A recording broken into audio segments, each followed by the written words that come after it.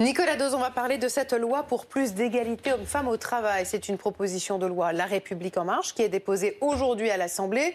Bon, c'est juste pour le symbole parce qu'on est le 8 mars, journée internationale des droits des femmes, ou ce texte va vraiment avoir de la portée? Pour la date, c'est le symbole, oui, aujourd'hui, évidemment. Mais après, ça veut aller plus loin que ce qui se fait déjà. L'objectif, là, sur le terrain économique de cette loi, c'est d'augmenter le nombre de femmes présentes dans les comités exécutifs, les comités de direction des grandes entreprises de plus de 1000 salariés. Objectif, 30% de femmes dans 5 ans, 40% de femmes dans 8 ans.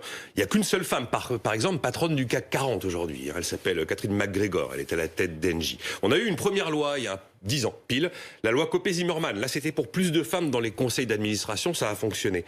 Les quotas, c'est pas la panacée, mais ça fonctionne. Tous les pays qui durcissent la loi dans ces histoires d'égalité homme-femme obtiennent plus de résultats que les autres. Il y a plein d'autres articles dans ce texte, notamment un qui veut que le salaire d'une femme est forcément versé sur un compte bancaire qui est au moins à son nom ou codétenu avec son conjoint. Il existe encore aujourd'hui. Ça paraît fou d'imaginer qu'il y a encore aujourd'hui des foyers dans lesquels seul monsieur a la main sur le compte en banque. Si on regarde les chiffres, Nicolas, on en est où de l'égalité homme-femme précisément? Alors il y a du travail à faire, mais il y a des progrès qui ont été observés. Par exemple, vous prenez les comités exécutifs. Le sujet de cette proposition de loi, 22% de femmes aujourd'hui. C'était 7% en 2009. Donc ça a progressé. Et alors évidemment, la loi Copé-Zimmermann sur les conseils d'administration, 46% de femmes, c'est plus que ce que prévoit la loi, et c'est 4 fois plus qu'avant ce texte. En 2010, on était à peu près à 12%. Voilà. Après, il y a le problème des inégalités salariales qui existent toujours, qui sont compliquées à gérer, notamment dans les postes de cadre, où les femmes sont 7% en dessous du salaire des hommes.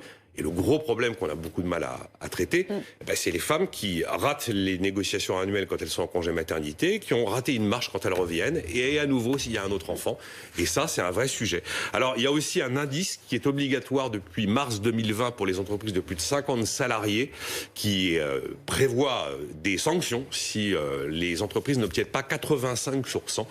Et là, dans la livraison de mars, elles étaient sur une note moyenne de 75 sur 100. Elles étaient 10 points au-dessus dans la livraison de mars, à 85 sur 100. Bon, donc c'est un peu l'histoire du verre à moitié vide et à moitié plein. Il y a eu du chemin de parcouru, mais il y en a encore beaucoup à faire. Oui, c'est vrai. Et à côté de ça, on a eu la publication d'un indice très suivi par le cabinet Equilip, qui compare 3700 entreprises dans 23 pays, des grandes. Et la France est en tête de ce classement, tandis qu'elle était deuxième en 2019 sur 19 critères d'égalité homme-femme.